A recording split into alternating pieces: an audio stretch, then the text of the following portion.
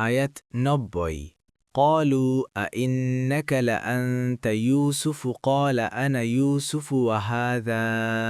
أخي قد من الله علينا إنه من يتق ويصبر فإن الله لا يضيع أجر المحسنين অনুবাদ তারা বলল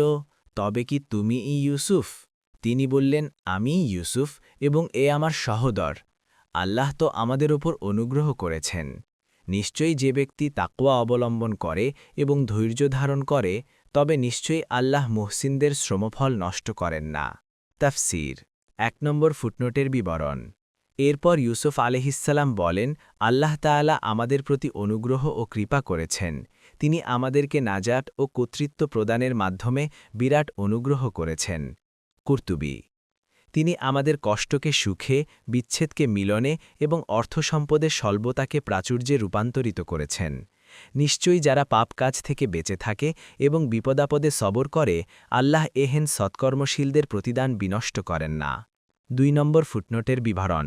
এর দ্বারা জানা যায় যে তাকওয়া অর্থাৎ গুনাহ থেকে বেঁচে থাকা এবং বিপদে সবর ও দৃঢ়তা অবলম্বন করা এ দুটি গুণ মানুষকে বিপদাপদ থেকে মুক্তি দেয়